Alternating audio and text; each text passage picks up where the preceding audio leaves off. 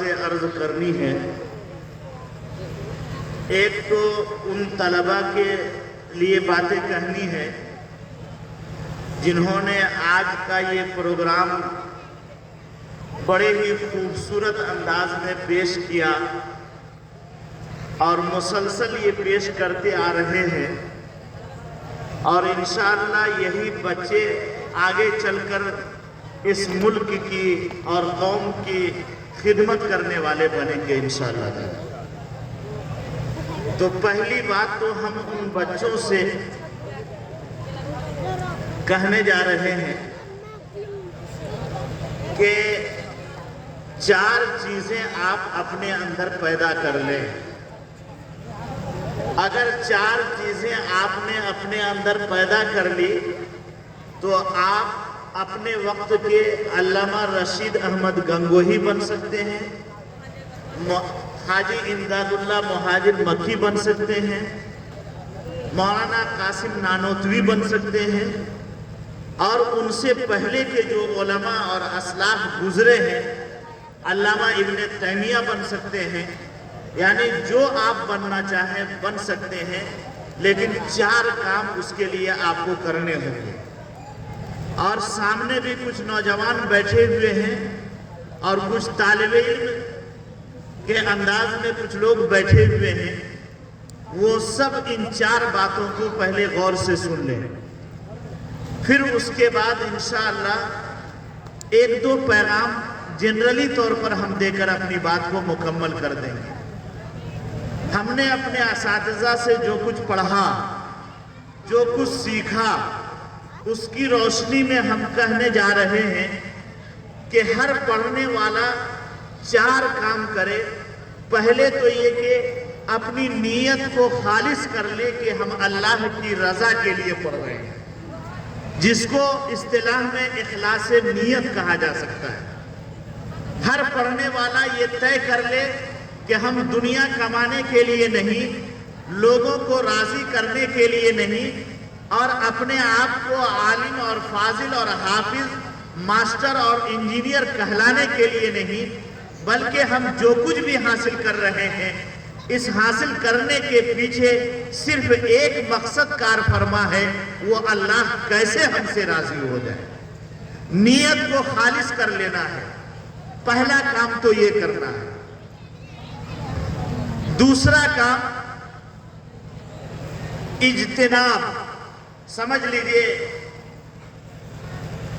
اجتناب کا مطلب یہ ہوا کہ طالب علمی کے زمانے میں، پڑھنے کے زمانے میں، خواہ مدرسے میں پڑھ رہے ہوں یا اسکول اور یونیورسٹی اور کالجوں میں پڑھ رہے ہیں یا دنیا کے کسی بھی شعبے میں پڑھ رہے ہوں، معمولی سے معمولی گناہ سے اجتناب ضروری ہے، تبھی وہ جس شعبے میں قدم رکھا ہے اس سے صحیح طور پر فائدہ حاصل کر سکتا ہے۔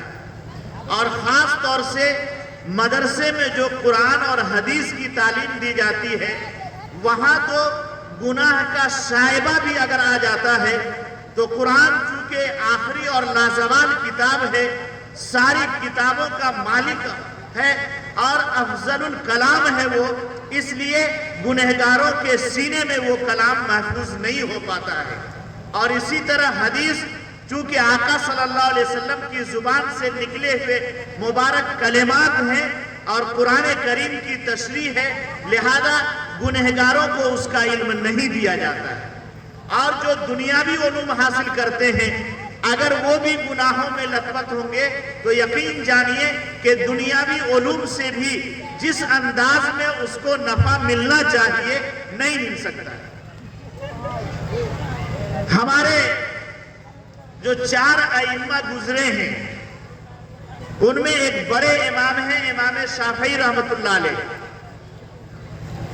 بڑے وقت کے عالم ہیں، محدث ہیں، فقیہ ہیں اور اللہ کے برگزیدہ بندے ہیں۔ پڑھنے کا زمانہ ہے، بڑا ذہین ہے اور زمانے طالب علمی سے گناہوں سے بچ رہے ہیں، لایانی باتوں سے بچتے ہیں۔ ایک مرتبہ اپنے استاذ کی خدمت میں حاضر ہوئے اور استاذ سے شکایت کی کہ استاد محترم ہم یاد کرتے ہیں لیکن یاد صحیح سے نہیں کر پاتے ہیں. یاد کرتے ہیں, یاد ہو جاتا ہے سبق, لیکن پھر کچھ دنوں کے بعد, کچھ گھنٹوں کے بعد بھول جاتے ہیں.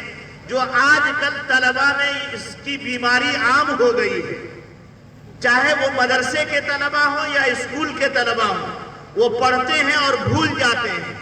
تو اس وقت امام شافعی رحمت اللہ علیہ نے اپنے استاد سے اپنے حافظہ کی کمزوری کی شکایت کی. اس کو انہوں نے بیان کیا, شکوت الی وکیع سوء حفظی, کہ میں نے اپنے استاد محترم حضرت وکیع سے اپنے حافظہ کی کمزوری, بھول جانے کی, نسیان کی شکایت کی کہ مجھے سبق یاد نہیں رہتا ہے, میں یاد کرتا ہوں جلدی یاد نہیں ہوتا ہے.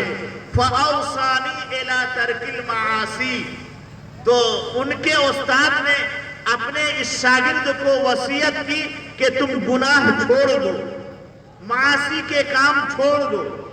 آگے فرمایا فَإِنَّ الْعِلْمَ نُورٌ مِّنْ إِلَٰهِ, کیوں کہ یہ علم جو ہے اللہ کی روشنی ہے, اللہ کا نور ہے. وَنُورُ اللَّهِ لَا يُعْطَىٰ لِعَاصِي, اور اللہ اپنی روشنی کسی گنہگار بندے کو نہیں دیتا. اس لیے اے میرے عزیزوں, تم نے اتنی محنت کی, آج کی بزم کو سجایا, میں آپ سے یہ گزارش کروں گا کہ آپ گناہوں سے بچیں. اور اس وقت جو سب سے بڑا اور سب سے آسان گناہ جس میں مدرسے کے طلبہ اور اسکول اور کالجوں کے اسٹوڈنٹس اور کانوینٹ کے میں پڑھنے والے بچے اور بچیاں جو ملوث ہیں, وہ موبائل میں ملوث ہیں, موبائل کے گناہ میں, موبائل کے گناہ میں ملوث ہیں. آج یہ جو اینڈرائڈ موبائل چلا ہے نا, چھوٹے چھوٹے بچوں کو آپ دے دیجئے, اتنے ایک زمانے سے ہم یہ موبائل رکھے ہوئے ہیں, ان کے بہت سارے فنکشن سے ہم کو واقفیت نہیں ہے. بسا اوقات چھوٹے بچوں کو کہنا پڑتا ہے کہ دیکھو فلاں اس میں ہے کہ نہیں ہے, تو وہ نکال کر کے دیتا ہے. اب اندازہ کیجئے کہ ایک چھوٹا سے چھوٹا بچہ آج اینڈرائڈ موبائل چلاتا ہے, لیکن اس کے باپ کو اور اس کی ماں کو اس بات کی فکر نہیں ہوتی ہے کہ جب ایک چھوٹا بچہ اتنی اہم چیز کو چلا سکتا ہے تو اس کے اندر دنیا کی بہت ساری برائیاں بھی ایڈ کی ہوئی ہیں, اس سے بھی وہ لطف اندوز ہو رہا ہوگا اور اپنے ذہن کو پراگندہ کر رہا ہوگا. کہیں ایسا تو نہیں کہ اس موبائل کے استعمال سے میرے اس بچے کی زندگی خطرے میں جا رہی ہے, آج تک کسی ماں باپ نے اس کی فکر نہیں لی. یہ انتہائی افسوس کی بات ہے. میں ان نوجوانوں سے کہوں گا جن کو اللہ نے صلاحیت دی ہے, جن کو اللہ نے طاقت دی ہے, جن کو اللہ نے آگے بڑھنے کا حوصلہ دیا ہے, آج ابھی چند مہینوں نہیں, چند ہفتوں قبل انٹر کا ایگزام کا جو ہے رزلٹ نکلا ہے. جتنے بھی لوگ بیٹھے ہوئے ہیں تقریباً ساروں نے اخباروں میں بھی دیکھا ہوگا اور نیوز میں بھی سنا ہوگا اور موبائل پر بھی آیا ہوا ہے کہ اتنا پورے بہار میں کئی ہزار طلبہ نے انٹر کا ایگزام دیا, لیکن افسوس کے ساتھ آج کہنا پڑ رہا ہے کہ ایک بھی مسلمان بچہ ٹاپر لسٹ میں نہیں آ سکتا. بولیے ہے کہ نہیں؟ آخر کیا کمی ہے مسلمان بچوں میں؟ ذہانت کے اعتبار سے سب سے آگے, طاقت کے اعتبار سے سب سے آگے, دولت کے اعتبار سے سب سے آگے, اور ماں باپ کو اپنے اولاد پر پیسے خرچ کرنے کے اعتبار سے سب سے آگے. لیکن کیا وجہ ہے کہ آج ٹاپر کی لسٹ میں ایک مسلمان کا نام بھی نظر نہیں آ رہا ہے؟ بولو, یہ انتہائی افسوس کی بات ہے کہ نہیں ہے؟ اے نوجوانوں, تمہارا باپ تمہارے پیچھے اس لیے روپے خرچ نہیں کر رہا ہے کہ تم موبائل کے چکر میں پھنس کر کے, گرل فرینڈ کے چکر میں آ کر کے تم اپنی زندگی اور کیریکٹر کو برباد کر لو, اور ماں باپ نے تمہارے ساتھ جو امیدیں وابستہ کر رکھی ہیں ان امیدوں پر تم پانی پھیر دو.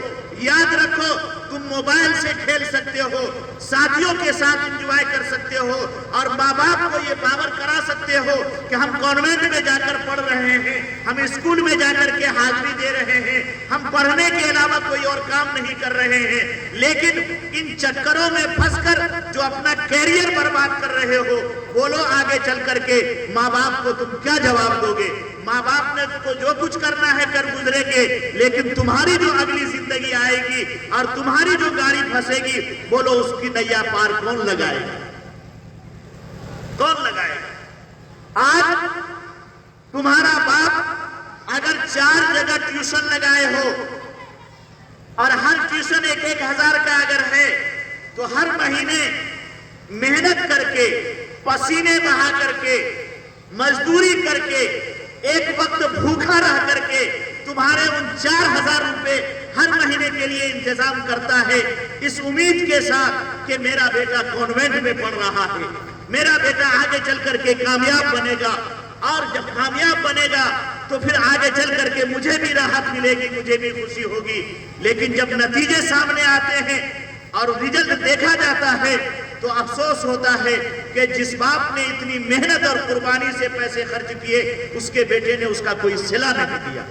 اے نوجوانوں، آج طے کرو کہ تم موبائل کا استعمال قطعاً نہیں کرو گے، آج طے کرو کہ تم گٹکا اور پکار کا استعمال نہیں کرو گے، آج طے کرو کہ تم پان نہیں کھاؤ گے، آج طے کرو کہ تم چائے کی چسکی نہیں لو گے، یہ سارے پیسے بچا کر کے تم اپنی تعلیم پر خرچ کرو گے، تم سہارا دو گے اپنے ماں باپ کو، سماج کو اور ملک کو۔ میں آپ کو بتلاؤں، اے پی جے عبد الکلام جو راشٹرپتی گزرے ہیں، معلوم ہے کہ نہیں ہے؟ ارے معلوم ہے، یہ شروع میں بہت غریب گھرانے کے تھے، اور آتا ہے کہ اخبار بیچ کر اپنے اسکول کی فیس، کانوینٹ کی فیس ادا کیا کرتے تھے۔ اب اندازہ کرو، جس وقت وہ صبح لوگوں کے دروازوں پر جا کر دستک دے کر کے اخبار بیچا کرتے ہوں گے، کیا کوئی انسان تصور کر سکتا تھا اس وقت کہ یہی لڑکا کل جا کر کے ملک کا راشٹرپتی بنے گا؟ نہیں تھا کسی کے ذہن میں۔ آپ کو معلوم ہونا چاہیے نوجوانوں، جب میٹرک کے امتحان کے فارم بھرنے کی باری آئی تو باپ نے انکار کر دیا کہ میرے پاس اتنی سکت نہیں ہے کہ میں فیس ادا کر سکوں۔ اے پی جے عبد الکلام مایوس ہو گئے، 2-4 دن باقی تھے، پریشان تھے اندر سے کہ آخر میں فیس کہاں سے لاؤں اور کیسے میٹرک کا امتحان کے لیے فارم بھروں، یہ اخراجات کہاں سے آئیں گے۔ بڑی مایوسی کے عالم میں ان کی بہن کی شادی ہوئی تھی ایک جگہ، وہ جگہ پہنچتے ہیں اور اس امید کے ساتھ کہ شاید میری بہن میرے لیے کچھ کر لے اور میرے لیے کچھ انتظام کر دے اور اس انتظام سے میں فارم بھر سکوں اور فارم بھر کر کے امتحان دے سکوں۔ اے میرے نوجوانوں، آج تمہارا باپ سب کچھ خرچ کرنے کے لیے تیار ہے، لیکن تم کچھ بن کر دینے کے لیے تیار نہیں۔ اور وہاں اے پی جے عبد الکلام وہ کچھ کرنا چاہتا ہے، لیکن اس کا باپ کچھ کر کے دینے کے لیے تیار نہیں ہے، چونکہ اس پوزیشن ہی میں نہیں ہے۔ بولو کیسی استھتی ہوگی؟ لیکن اس اے پی جے عبد الکلام نے ہمت نہیں ہاری، بہن کے دروازے پر چلے گئے اور دروازے پر دستک دیا۔ بہن نے دروازہ کھولا، بے وقت بھائی کو آتے ہوئے دیکھا تو خوشی سے نہال ہو گئی بہن کہ واہ، میرے گھر میں میرا بھائی آ گیا ہے۔ پوچھا کہ بھائی کیسے آنا ہوا؟ بھائی کا سر شرم سے جھکا ہوا ہے، ندامت کے آنسو آنکھ میں جاری ہیں، بول نہیں پا رہا ہے۔ بہن نے ہاتھ پکڑا، گھر لایا اور بٹھایا اور بڑے پیار سے پوچھا کہ بھائی بتلاؤ تو صحیح کیا پریشانی ہے۔ اے پی جے عبد الکلام کے آنکھ سے آنسو جاری ہیں اور وہ کہہ رہے ہیں کہ بہن 2-4 روز باقی رہ گئے ہیں، فارم بھرنے کے لیے میرے پاس فیس کے پیسے نہیں ہیں، اگر تجھ سے بن سکے تو تو میری مدد کر دے۔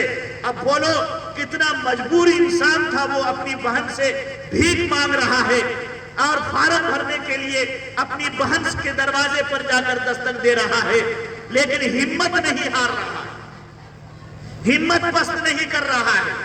اور اس نے جب اپنی بہن کے سامنے اپنی داستان سنائی، بہن تھی، جذبات میں آئی، سونے کے 2 کنگن ہاتھ میں تھے، چوڑی تھی، کھول کر کے اپنے بھائی کے حوالے کیا۔ بہنوئی سے پوچھنے کی ضرورت محسوس نہیں کی کہ ایک بھائی آیا ہے میرے دروازے پر، علم کے حصول کا جذبہ رکھتا ہے، تعلیم حاصل کرنا چاہتا ہے، چلو اسی بہانے سے تعلیم کے راستے میں میری مدد بھی ہو جائے، میری طرف سے مدد بھی ہو جائے۔ چنانچہ وہ کنگن لیا اور سونار کے یہاں جا کر اس کو فروخت کیا اور اس سے جو آمدنی آئی فارم بھرا اور پھر اس کے بعد امتحان دیا اور اعلیٰ نمبرات سے کامیاب ہوئے پھر سرکار کی طرف سے کچھ رعایتیں ان کو ملی پڑھنے کے لیے اور پھر انہوں نے پڑھ کر اپنے آپ کو اس لائق بنایا کہ وہ آج میزائل مین کے نام سے بھی یاد کیے جاتے ہیں اور ہتھیار کے اعتبار سے قوت اور طاقت کے اعتبار سے انہوں نے اس ملک کو اتنا مضبوط بنا دیا ہے کہ آج دنیا کی کوئی بڑی سے بڑی سپر طاقت اس ملک کی طرف آنکھ اٹھا کر نہیں دیکھ سکتی۔ یہ اے پی جے عبدالکلام کی قربانی کا نتیجہ ہے، اے پی جے عبدالکلام کا دین ہے، وہ راشٹرپتی بھی بنائے گئے اور میزائل مین بھی بنے۔ اے میرے نوجوانوں، بولو آج تو تمہارے اوپر ایسے حالات نہیں آ رہے ہیں، کوئی باپ یہ نہیں چاہ رہا ہے کہ میرا بیٹا پیچھے رہے۔ باپ بھوکا رہتا ہے، پھٹی ہوئی لنگی پہن لیتا ہے، پھٹا ہوا کرتا استعمال کر لیتا ہے، ایک مٹھی موڑھی اور چوڑا کھا لیتا ہے، لیکن اپنے بیٹے کی فیس کی فکر کرتا ہے اور وقت پر اس کی ادائیگی کرتا ہے۔ لیکن افسوس کی بات ہے کہ آج کا نوجوان اپنے باپ کی اس محنت کو، اس قربانی کو، اس جذبے کو کی قدر نہیں کرتا اور اپنی زندگی برباد کر رہا ہے۔ اے نوجوانوں، اے پی جے عبدالکلام کا یہ واقعہ تمہیں سبق دے رہا ہے اور تمہیں پیغام دے رہا ہے کہ اے نوجوانوں، اگر تم ملک میں کچھ کرنا چاہتے ہو تو اپنے قدم کو آگے بڑھاؤ۔ رکاوٹیں آئیں گی، پریشانیاں آئیں گی، حالات آئیں گے، تمہیں قدم پیچھے نہیں کرنا ہے، قدم آگے بڑھاتے چلو۔ اللہ کی مدد تمہارے شامل حال ہوتی جائے گی اور ایک وقت آئے گا کہ تم اس ملک کی خدمت کرنے کے لائق بن جاؤ گے، اپنے سماج کی خدمت کرنے کے لائق بن جاؤ گے۔ کیا آج کا نوجوان اس کے لیے تیار ہے؟ بولیے نا بھائی، ہاتھ اٹھائیے، خاص طور سے نوجوان حضرات، کہ ہم اس کے لیے تیار ہیں۔ اے نوجوانوں، میں بڑے ہی ادب اور احترام کے ساتھ آپ سے ہاتھ جوڑ کر کے کہتا ہوں، آج ملک نہیں پوری دنیا کے حالات اتنے ابتر ہو گئے ہیں، اگر اپنی افادیت کو ثابت نہیں کر سکے تو اس زمین پر زندہ رہنے کا حق چھین لیا جائے۔ اگر چاہتے ہو کہ اس ملک میں سر اٹھا کر جی سکو، اگر چاہتے ہو عزت کی روٹی حاصل کر سکو، تو طے کرو کہ علم کے میدان میں قدم کو آگے بڑھاؤ گے۔ تم ایک وقت نہیں کھاؤ گے، چائے پان کی دکان کو چھوڑ دو گے، گٹکا اور پکار کی لت سے اپنے آپ کو بچا لو گے اور اس سے جو پیسے بچیں گے تم اس سے قلم خریدو گے، تم اس سے کتاب خریدو گے، تم اس سے کاپی خریدو گے، تم اس سے کانوینٹ کی فیس ادا کرو گے اور اس طرح سے تم علم کے میدان میں آگے بڑھو گے۔ یاد رکھو، اگر یہی جذبہ آج تم اس پروگرام سے لے کر چلے گئے تو سمجھ جاؤ کہ سماج کی کایا پلٹ ہو جائے گی، سوسائٹی میں ایک انقلاب برپا ہو جائے گا۔ بولو کیا ہے نوجوانوں، اس کے لیے تیار ہو؟ اگر تیار ہو تو آج عہد کر کے جاؤ۔ تو میں یہ کہہ رہا تھا، یہ گناہ کا جو ٹھیکرا لیے ہوئے آج کا بچہ اور بچی اور نوجوان، یہ نسل جو اس کے لت میں پڑ گئی ہے، اے میرے نوجوانوں، اس سے بھی تم پرہیز کرو اور گریز کرو۔ اور اے میرے بھائیوں، جن کو اللہ نے اولاد کی نعمت سے نوازا ہے، یاد رکھو، اگر تمہارے بیٹے کے ہاتھ میں موبائل ہے تو تم اس کی تحقیق بھی کرو، اس کا سرچ بھی کرو، اس کا جائزہ بھی لو۔ رات اگر اس کو الگ کمرے میں سلاتے ہو تو کبھی کبھی رات کی تنہائی کا جائزہ لیا کرو کہ کہیں ایسا تو نہیں کہ اس موبائل کے ذریعے سے تمہارا لاڈلا بیٹا کہیں اور رابطے میں ہے، تمہیں دھوکے میں رکھے ہوئے ہے، اور کل جب یہی موبائل کی وجہ سے تمہارا بیٹا ایسا قدم اٹھا لے جس سے سماج میں تمہاری نکٹی ہو جائے تو اس وقت افسوس کرنے کے علاوہ کچھ بھی حاصل نہ ہو۔ یا تو موبائل نہ دو، اگر ضرورتاً موبائل دینے پڑ جائے تو سادہ سا موبائل دو جس سے تم سے بات کر سکے، آپ سے گفتگو کر سکے، ماں اور بہن کی خیریت لے سکے اگر دور دراز ہے تو۔ اور اگر جب دور دراز نہیں ہے، گھر سے آمد و رفت کرتا ہے، تو موبائل کی کیا ضرورت پڑ گئی ہے؟ آج بھی بہت سارے ایسے حضرات ہیں جن کے پاس موبائل نہیں ہے. بولیے اس کی زندگی گزر رہی ہے کہ نہیں گزر رہی ہے؟ گزر رہی ہے، اور آسانی سے گزر رہی ہے اور اطمینان کے ساتھ گزر رہی ہے. بلکہ جس کے ہاتھ میں موبائل ہے اس کے ساتھ پریشانیاں زیادہ ہیں. اس لیے میں نے اپنے عزیزوں سے کہا کہ دوسرا کام یہ کرنا ہے کہ گناہوں سے اجتناب کرنا ہے. ایک تو یہ کہ اخلاص پیدا کریں، دوسرے یہ کہ گناہوں سے اجتناب کریں، تیسرے یہ کہ احترام، اپنے اساتذہ کا احترام.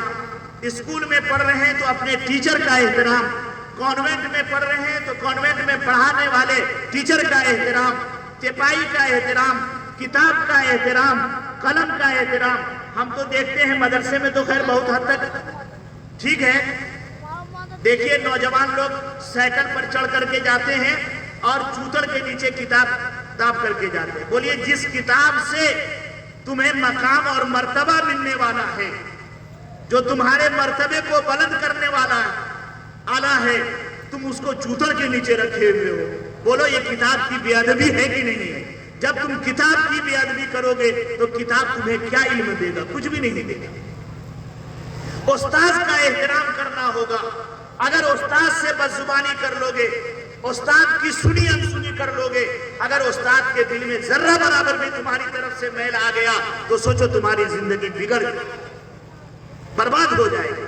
اسی لیے کہا کہ احترام، اخلاص اور اجتناب گناہوں سے، اور تیسرا احترام. اخلاص یاد کر لیجئے، میں بار بار اسی لیے دہرا رہا ہوں. اخلاص اور اجتناب اور احترام، اور ایک آخری چیز اختصاص.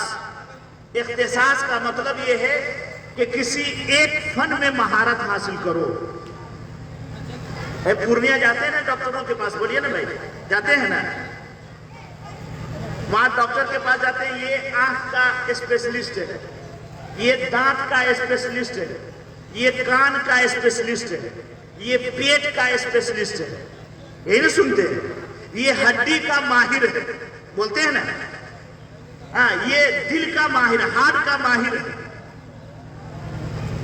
جسم کے جتنے اعضاء ہیں، ہر اعضاء کے میں سے ایک ایک عضو کا ماہر ہے. کیوں؟ اب آدمی اسی کے پاس بھیڑ لگائے ہوا ہے. جو آنکھ کا ماہر ہے، لوگ ادھر ہی جا رہے ہیں آنکھ کا علاج کرانے کے لیے، پیٹ والے کی طرف نہیں جا رہے ہیں. کیوں؟ کہ آنکھ کے علاج کرنے میں انہوں نے مہارت حاصل کی، اختصاص پیدا کیا. اور اسی طرح اگر جو ہے ہاتھ کا اسپیشلسٹ ہے تو ہاتھ سے متعلق افراد اسی کے پاس جاتے ہیں، بھیڑ لگی ہوئی ہے. حالانکہ وہ اپنی طرف سے دوا نہیں لکھتا ہے کوئی ڈاکٹر. جب تک کہ پیتھولوجی کا سہارا نہیں لیتا ہے تب تک دوا بھی نہیں لکھتا ہے. علم بھی ناقص ہے، پیتھولوجی کا انتظار کرنا پڑتا ہے وہاں کی رپورٹ کا. جب ایک آدمی دنیا کے اعتبار سے ایک چیز میں مہارت پیدا کر لے، وہ بھی ناقص مہارت، تو اس کے پیچھے زمانہ دوڑ رہا ہے اور اس کی جی حضوری کرنے کے لیے تیار ہے. اسی طرح ہر طالب علم کو اپنا ایک سبجیکٹ متعین کرنا ہوگا کہ ہمیں اس سبجیکٹ سے مہارت حاصل کرنی ہے، ہمیں اس سبجیکٹ میں جو ہے اعلیٰ امتیازی نمبرات سے ہم کو کامیابی حاصل کرنی ہے. جب کسی ایک فن میں اختصاص پیدا کر لیں گے تو زمانہ آپ کی بھی قدر کرنے کے لیے تیار ہوگا اور آپ کے سامنے بھی جھکے گا.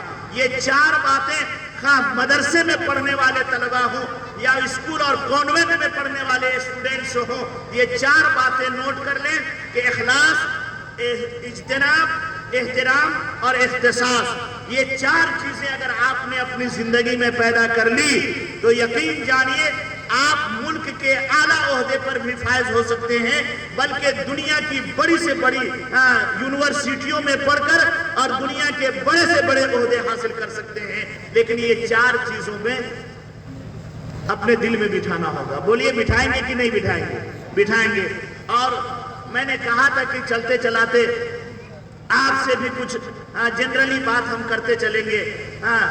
دیکھیے یہ مدرسہ ہے جہاں اتنا خوبصورت پروگرام آپ نے سنا ہے، خوبصورت سا پروگرام سنا ہے. یہاں بچے پڑھ رہے ہیں، علم حاصل کر رہے ہیں، اور یہی بچے کل چل کر کے پتہ نہیں کوئی ڈاکٹر بنے گا، کوئی انجینئر بنے گا، کوئی حافظ بنے گا، کوئی مفتی بنے گا، کوئی عالم بنے گا، کوئی قاری بنے گا، نہ جانے کیا کیا بنے گا۔ آج کے اس دور میں، آج کے اس پرخطر دور میں اگر ہم اور آپ چاہتے ہیں کہ اپنے ایمان کی، اپنے اسلام کی، اپنے دین کی حفاظت کر سکتے ہیں اور کرنا چاہتے ہیں تو آپ کو ان جیسے مدارس کو زندہ رکھنا ہوگا اور ان جیسے مدارس میں اپنے بچوں کو پڑھانا ہوگا، کم از کم قرآن کی تعلیم دے دینی ہوگی۔ پھر اس کے بعد آپ دنیا کے جس لائن میں بھی چاہیں بھیج دیں، انشاءاللہ پھر اس طالب علم کو کوئی گمراہ نہیں کر سکتا ہے۔ آج پوری دنیا اس بات میں لگی ہوئی ہے، یہ جو شریعت محمدی کا جو طریقہ ہے اور قرآن کا جو طریقہ ہے، نبی کا جو طریقہ ہے، اس سے مسلمان پورے طور پر دستبردار ہو جائیں اور پورے طور پر اس سے برگشتہ ہو جائیں اور ہم جو چاہیں وہی یہ لوگ بھی کرنے لگیں۔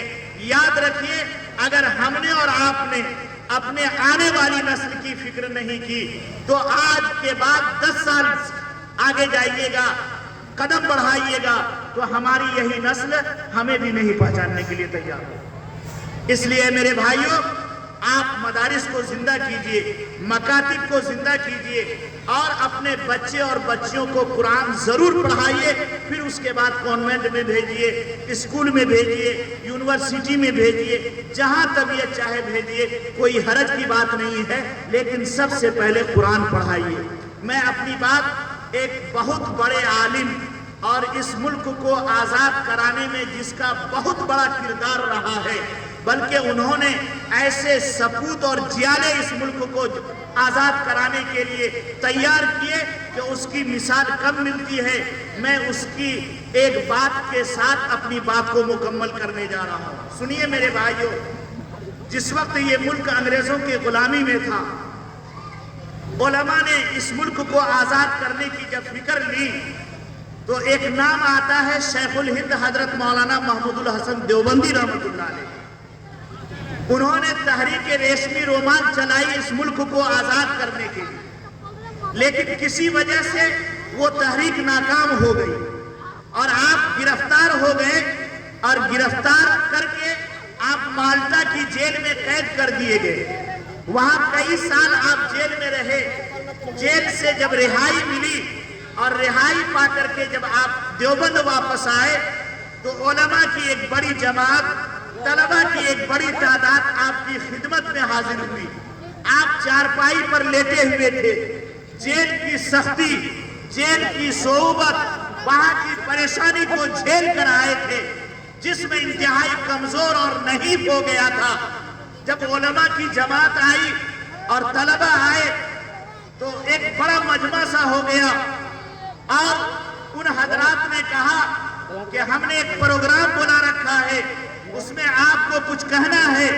وہ تیار ہوئے اور انہوں نے اس پروگرام میں خطاب کر کے کہا کہ اے اس ملک میں بسنے والے لوگوں، سنو، اگر تم اپنی اذان کے ساتھ، اپنی مسجد کے ساتھ، اپنی قرآن کے ساتھ، اپنے ایمان کے ساتھ، اپنے اسلام کے ساتھ، اپنے اسلامی تشخص کے ساتھ، اپنی ٹوپی اور داڑھی کے ساتھ اگر اس ملک میں زندہ رہنا چاہتے ہو تو میں نے مالٹا کی جیل میں اس کے لیے 2 سبق سیکھے ہیں، وہی سبق ہم تم کو پہنچانا چاہتے ہیں۔ علماء دنگ رہ گئے کہ استاد الاساتذہ، علم کے پہاڑ، وہ کہہ رہے ہیں کہ مالٹا کی جیل میں ہم نے 2 سبق سیکھے ہیں۔ علماء گوش پر آواز ہو گئے، پورا مجمع سناٹے میں آ گیا۔ انہوں نے کہا کہ اے مسلمانوں، اگر اس ملک میں زندہ رہنا چاہتے ہو، اگر اس ملک میں تم اپنے اسلامی تشخصات کے ساتھ برقرار رہنا چاہتے ہو تو 2 سبق ہیں، ان کو لے جاؤ۔ پہلا سبق یہ ہے اور پہلا پیغام یہ ہے کہ اپنے آپ کو کلمہ واحدہ کی بنیاد پر متحد کر لو، انتشار اور اختلاف کو ختم کر دو، مسلک اور مشرب کے جھگڑے کو ختم کر دو، اونچ نیچ کو ختم کر دو اور برادری واد کو ختم کر دو، آپس میں متحد ہو جاؤ۔ جب تم متحد ہو جاؤ گے تو دنیا کی بڑی سے بڑی طاقت تمہارا کچھ نہیں بگاڑ سکتی ہے۔ بولو آج اس کی ضرورت ہے کہ نہیں ہے؟ آج ہم نے برادری واد، آج ہم نے مسلک اور مشرب کی بات چھوڑ دیجئے، معمولی بات لے کر کے ایک بھائی دوسرے بھائی سے دست گریبان ہے، اور نوبت یہاں تک نہیں آتی بلکہ کورٹ اور کچہری تک دونوں بھائی دوڑ جاتے ہیں، اور جب دونوں دوڑتے دوڑتے سیس ہو جاتے ہیں اور وکیلوں کی جیب بھرتے بھرتے اپنی جیب کو جلا ڈالتے ہیں اور زمین کو بندھک لگا دیتے ہیں، بیچ ڈالتے ہیں، اب جب کھانے کے نالے پڑنے لگتے ہیں تب جا کر کے کہیں کمپرمائز کی شکل پیدا ہو پاتی ہے۔ بولو ہو رہا ہے کہ نہیں ہو رہا ہے؟ اور بیچ میں ہمارا دشمن، ہمارا تیسرا آ کر کے ہمیں اور آپ کو الو اور بیوقوف بناتا رہتا ہے۔ اس کو کبھی پٹی پڑھایا، کبھی اس کو چڑھایا کہ دیکھو بالکل سنا کرنے کی ضرورت نہیں، دیکھو تم کسی سے کم نہیں ہو، تم ہی جیت کر رہو گے چاہے جیتے کہ نہ جیتے۔ بولو ہو رہا ہے کہ نہیں ہو رہا؟ اے بھائی یہاں میری طرف دیکھیں، میری طرف دیکھ رہے ہیں؟ دیکھیں کیا انگلی ہے اس میں؟ بولیے تو 5 انگلی ہے نا۔ اگر یہ بچے کو ہم بلاوے اور کہیں کہ اس انگلی کو توڑو تو توڑ دے گا کہ نہیں توڑ دے گا؟ ہاں بولیے نا بھائی، آسانی سے توڑ دے گا۔ اگر اس بیچ والی انگلی کو کہیں گے چھوٹا سا بچہ کو توڑو، بولے اگر توڑے گا تو ٹوٹ جائے گی نا انگلی، ٹوٹ جائے گی۔ اگر یہ 5 انگلی الگ الگ ہیں تو چھوٹا بچہ بھی اس کو چاہے گا تو توڑ دے گا، لیکن جب یہ 5 انگلی مل کر کے مٹھی بن گئی، متحد ہو گئی، اب بولیے آپ میں سے بڑا آدمی بھی اس کو توڑ سکے گا؟ بولیے نا۔ اگر تھوڑا سا ادھر انبیلنس ہوا اور اس نے مار دیا گھوسا آپ کے جبڑے پر تو بولیے پتی سی باہر آئے گی کہ نہیں آئے گی؟ یہی حال ہمارے اتحاد اور اتفاق کا ہے۔ اگر ہم اور آپ متحد ہو کر زندگی گزاریں گے، اختلاف اور انتشار سے بچ کر زندگی گزاریں گے تو دنیا کی کوئی طاقت ہمارا کچھ نہیں بگاڑ سکتی، اور اگر ہم منتشر ہو کر زندگی گزاریں گے تو دشمن آئے گا ہمیں ایک انگلی کی طرح اچک لے جائے گا، طاقت آئے گی اور ہمیں دوسری انگلی کی طرح توڑ کر جو ہے برباد کر دے گی اور ہم کہیں کے نہیں رہیں گے۔ آج باطل طاقتیں تو اسی طرح سے ہمیں ملیا میٹ کرنے کے لیے تیار ہے اور ہم سمجھنے کے لیے تیار نہیں ہے۔ کسی شاعر نے کہا کہ منتشر ہو، متحد ہو تو بدل سکتے ہو زمانے کا نظام، متحد ہو تو بدل سکتے ہو زمانے کا نظام، اور منتشر ہو تو مرو شور مچاتے کیوں؟ اس لیے میرے بھائیوں، اس بطل جلیل نے، شیخ الہند حضرت مولانا محمود الحسن دیوبندی رحمت اللہ علیہ نے جو پہلا پیغام دیا کہ آپس میں متحد ہو کر آپس میں پیار اور محبت کے ساتھ زندگی گزاریں گے انشاءاللہ تعالی۔ دوسرا پیغام دیا کہ اے اس ملک میں بسنے والے مسلمانوں، آج طے کرو کہ چپے چپے میں قرآن کی تعلیم کو عام کرو گے۔ کیا کرو گے؟ قرآن کی تعلیم کو عام کرو گے۔ کوئی بچہ، کوئی بچی قرآن پڑھے بغیر نہیں رہے گا، کوئی مسلمان کا سینہ قرآن کی آیتوں سے، قرآن کے پڑھنے سے خالی نہیں رہے گا۔ بولو ایک زمانہ تھا ہم لوگ چھوٹے چھوٹے تھے، اگر صبح کے وقت کسی گلی میں گزرتے تھے تو گھر سے عورتوں کی مدھم سی آواز آتی تھی جس میں قرآن کی تلاوت کی صدا سنائی دیتی تھی۔ لوگ دروازے پر بیٹھ کر کے بڑے لہن کے ساتھ، بڑے طرز کے ساتھ گھر کا بوڑھا، گھر کا جوان قرآن پڑھتا تھا، صبح صبح اس کی صدا آتی تھی، بڑا پرکیف ماحول ہوا کرتا تھا۔ اور آج فجر کی اذان ہوتے ہی دیکھو تم گلی سے گزرو تو بولو ٹی وی کی آواز آتی ہے، ریڈیو سے گانے کی آواز آتی ہے۔ آج تو موبائل نے سب کچھ آسانی پیدا کر دیا، ٹی وی سے بھی بے نیاز کر دیا، ریڈیو سے بھی بے نیاز کر دیا۔ بولو موبائل کھول کر کے گانے سننے میں بچے بھی مست، بچی بھی مست، میاں بیوی بھی مست، اور لوگ گزر رہے ہیں نمازی یہ کہتے ہوئے گزر رہے ہیں کہ اذان ہو گئی ہے، نماز کا وقت ہو گیا ہے، اور یہ شخص مسجد نہ جا کر کے اپنے بیوی بال بچوں کے ساتھ گانے میں لگا ہوا۔ بولو ہو رہا ہے کہ نہیں ہو رہا؟ بولو ایسے ماحول میں کیا اللہ کی مدد آئے گی؟ ایسے ماحول میں کیا اللہ ہمارے اوپر رحم کرے گا؟ کیا ایسے ماحول میں کیا اللہ کی رحمتوں کی بارش ہمارے اوپر ہوگی؟ بولو اللہ کا قہر نازل ہوگا کہ نہیں ہوگا؟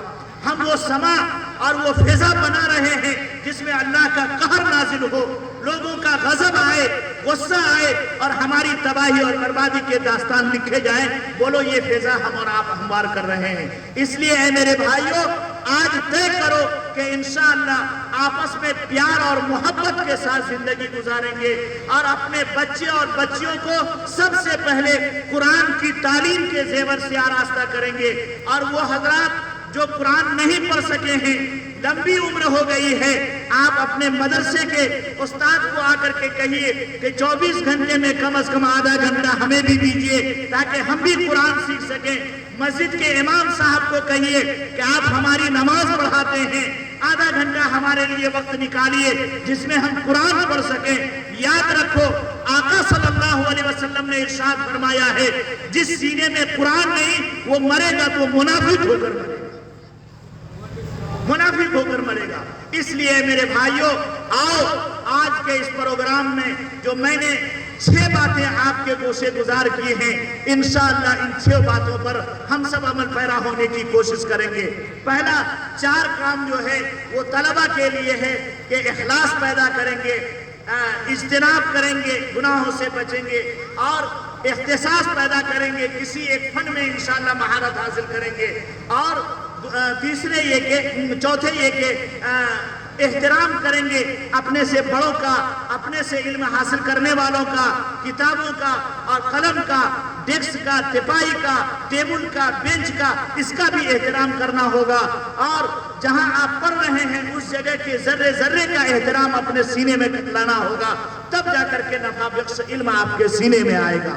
اور چلتے چلتے میں نے بطل جلیل شیخ الہند حضرت مولانا محمود الحسن دیوبندی رحمۃ اللہ علیہ کے 2 پیغام کو جو انہوں نے مالٹا کی جیل میں سیکھ کر کے یہاں کے مسلمانوں کو اس روئے زمین پر عزت سے زندہ رہنے کے لیے بتلایا تھا، وہ 2 پیغام آپ کے گوشے گزار کیا ہے کہ انشاءاللہ پیار اور محبت کے ساتھ زندگی گزاریں گے اور قرآن کی تعلیم کے زیور سے اپنے سینوں کو بھی اور اپنی اولاد کے سینے کو بھی معمور کریں گے انشاءاللہ تعالی۔ بس انہی چند باتوں پر ہم اپنی بات کو ختم کرتے ہیں، چونکہ آدھے گھنٹے کا وقت مجھے ملا تھا اور میرا وقت ہے یہ کہ اللہ تبارک و تعالی ہمیں اور آپ کو کہنے سننے سے زیادہ عمل کی توفیق عطا فرمائے۔